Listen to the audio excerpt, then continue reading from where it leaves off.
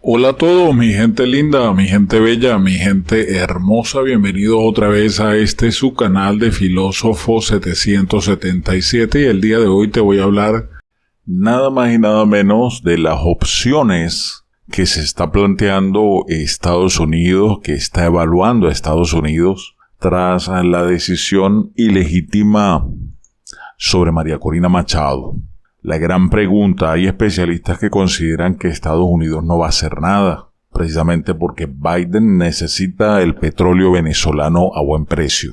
Si bien tomaron la decisión de frenar la venta de oro y bloquear a Minerven a partir del 13 de febrero y que no le van a renovar esa licencia, no se piensa lo mismo con el caso del gas y del petróleo. Pero hay especialistas que creen que Estados Unidos sí podría hacer algo. La ratificación del régimen de Nicolás Maduro, de que no se anima a competir todavía, a decir públicamente que competirá por la presidencia de las elecciones libres con la candidata elegida, no se animan a competir por el miedo que le tienen a María Corina, por esa abrumadora mayoría que la oposición le dio a ella en las primarias, a pesar del sabotaje que hubo tan impresionante de las primarias. Entonces eso tiene en dilema intensos debates entre Washington y en Caracas, por supuesto. El primero es parte de una disputa política entre demócratas y republicanos en los Estados Unidos, que discuten qué tan duro se debe ser con el régimen chavista. El segundo es el debate interno que hay en Venezuela, en la oposición venezolana, con la pregunta más difícil: ¿deben seguir insistiendo a apoyar a María Corina como candidata? ¿O dada la persistente inhabilitación del régimen hay que buscar otro candidato? Yo apoyo la primera. En ambos casos las respuestas no son simples. No solo porque del lado de enfrente hay un régimen que no tiene problemas en traspasar los límites, sino porque también en el medio surgen intereses cruzados del que vamos a hablar a continuación. Los expertos de los centros de pensamiento de Washington que siguen los temas de Venezuela creen que las conversaciones que se están dando en estas horas serían claves para definir el futuro de Venezuela, pero todos comparten que lo único claro es que el régimen no quiere que hayan elecciones libres y justas y no van a dejar que eso suceda. Hay comunicación constante entre Washington y Caracas en este momento, y los escenarios que veremos en los próximos meses dependen completamente de lo que esté sucediendo dentro de esas conversaciones privadas. Así dijo Geoff Ramsey, experto del Atlantic Council. Para Tamara Tarasiuk-Bronner, directora del programa sobre Estado de Derecho de Diálogo Interamericano, el enfoque exclusivamente electoral para impulsar una transición democrática en Venezuela es miope, porque si bien es importante impulsar las mejores condiciones electorales posibles, nunca llegarán a ser realmente libres y justas este año. Por ello, la experta cree que es indispensable avanzar en una negociación política sobre cómo será el día después de las elecciones. Benjamín Guedán, quien es director del programa de América Latina del Wilson Center, comparte la idea de que el régimen venezolano no está interesado en que hayan elecciones competitivas este año. Después de todo, el presidente ha consolidado su dictadura, dice él, y salir del poder pondría en peligro su libertad. Pero esto no implica que el acuerdo de Barbados esté muerto, o que negociar con Nicolás Maduro es perder el tiempo. Estados Unidos todavía tiene fuerte influencia en Caracas, dijo Guedán, aunque yo no le creo. Estamos ante un momento crucial para la política exterior de los Estados Unidos hacia Venezuela. Los próximos días serán la prueba del éxito o no de la estrategia de Estados Unidos de flexibilizar las sanciones para beneficiar o para apoyar un proceso de negociación, dijo Ramsey. En los últimos 6 meses, el gobierno de Joe Biden empezó a aflojarle la mano en algunos puntos a Nicolás Maduro, pero no solo con la intención de propiciar un escenario de elecciones libres en Venezuela, sino también de alcanzar algunos intereses propios del vínculo bilateral. Así fue que la Casa Blanca logró que el chavismo aceptara retomar las deportaciones de venezolanos que ingresaron ilegalmente al país, en momentos en que el tema migratorio lo genera fuertes dolores de cabeza, tanto con los republicanos como algunos gobernadores demócratas. Si bien las deportaciones no son masivas, ya mandaron una señal que llevó a que a finales del 2023 bajara la cantidad de venezolanos que intentaron entrar a Estados Unidos por la frontera de México. En el aspecto que más aflojó Biden fue en el levantamiento parcial de las sanciones petroleras y de oro al régimen. Eso le da un alivio a Maduro, pero también le sirve a Estados Unidos, que está necesitado de petróleo por el contexto geopolítico global.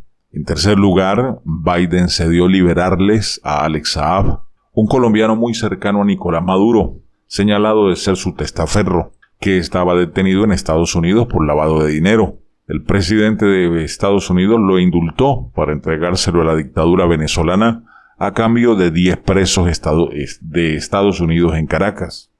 Según Washington, todas estas negociaciones se daban también en el marco de los acuerdos de Barbados, en los que el chavismo se comprometió con la oposición a realizar elecciones libres y a levantar la proscripción a todos los candidatos opositores. Con la decisión del Supremo Tribunal de Venezuela de la semana pasada de mantener la inhabilitación de María Corina Machado, los republicanos han cuestionado esta estrategia de la Casa Blanca, porque entienden que el presidente confió demasiado en Maduro y cedió a cambio de nada. Ahora el gobierno de Biden asegura que le dará tiempo hasta abril al régimen para que él revierta esa decisión, si no volverán todas las sanciones. La imposición y levantamiento de sanciones de Estados Unidos ha dejado al descubierto que no existe una política clara y efectiva con relación a Venezuela, que va de la mano de una falta de política clara hacia la región, en general porque no es un tema prioritario en la agenda global. Darle tiempo a Maduro hasta abril para cumplir con los acuerdos equivale a ayudarlo a comprar tiempo, y esa ha sido su estrategia tremendamente efectiva durante años para mantenerse en el poder, dijo Tarisiuk. Para Ramsey, Washington se ha quedado sin formas de presionar a Nicolás Maduro. ¿Cómo se presiona un régimen que ya ha vivido múltiples intentos de golpe, una invasión mercenaria, años de sanciones económicas devastadoras? La verdad es que yo creo que estamos viendo los límites de la influencia estadounidense con respecto a Venezuela, y es por eso que estamos en un momento diferente. Hay un creciente reconocimiento en Washington de que Estados Unidos tiene que pensar más en sus propios intereses económicos y geopolíticos con respecto a Venezuela, agregó el experto. Hedan entiende que para Estados Unidos sería más fácil recurrir a la política de presión máxima, no solo porque el régimen lo merece, porque hay muchos actores en Estados Unidos que preferirían una política basada en castigo y aislamiento, pero al mismo tiempo considera que esa estrategia hasta ahora no produjo ningún resultado. Yo creo que tiene sentido poner a prueba esa alternativa, siempre con la posibilidad de volverse a la antigua táctica.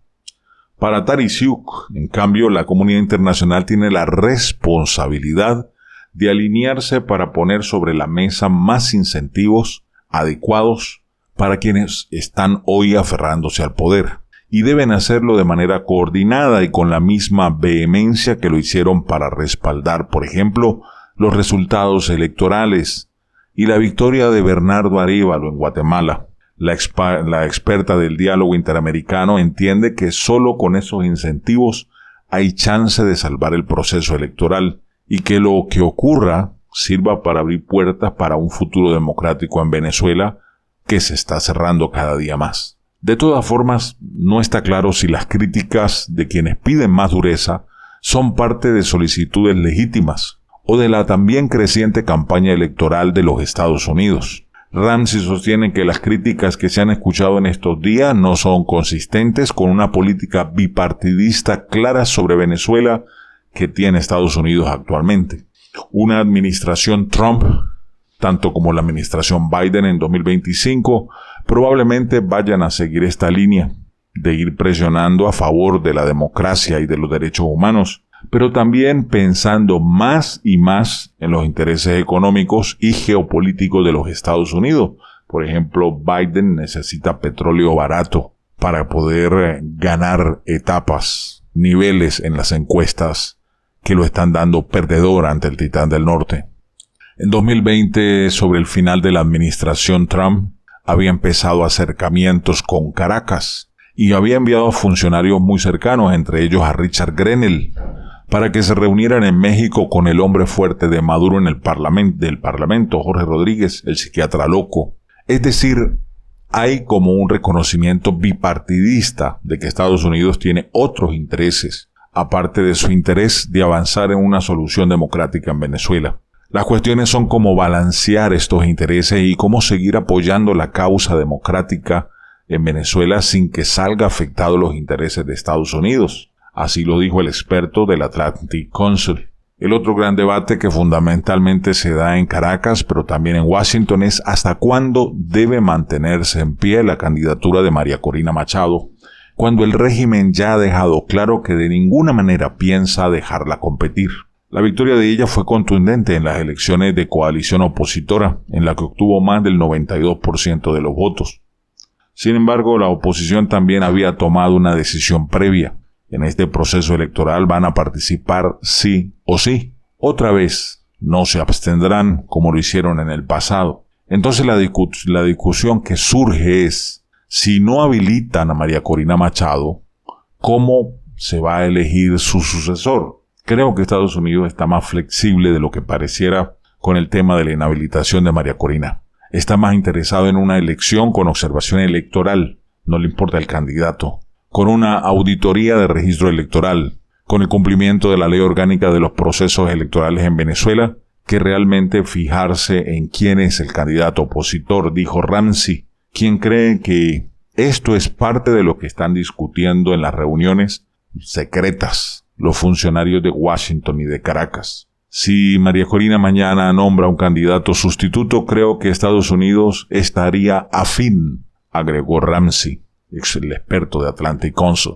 Tarisiuk entiende por el contrario que así como la oposición venezolana se está alineando detrás del pedido de que se cumplan los acuerdos, este debería ser también el pedido unánime de la comunidad internacional y de la región. Gedan, por su parte, cree que María Corina fue elegida abrumadoramente en las primarias de la oposición y ella tiene todo el derecho a defender sus derechos políticos, y que por tanto la comunidad internacional debe acompañarla. En elecciones legítimas un presidente no elige a su opositor.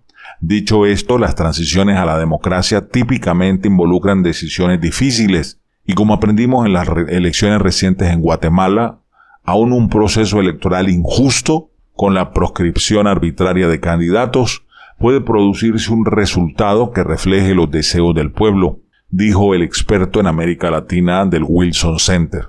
La plataforma unitaria ha dicho claramente que no van a salir de la ruta electoral. Eso lo lleva a un escenario en el que esa unidad va a estar a prueba, asegura Geoff.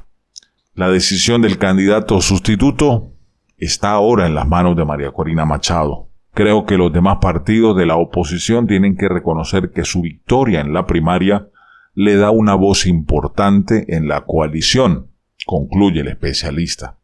Y ya para terminar, analicemos nosotros el siguiente aspecto. Si nosotros cedemos ante Maduro y escogemos el candidato que sustituya a María Corina, él habrá ganado esta batalla.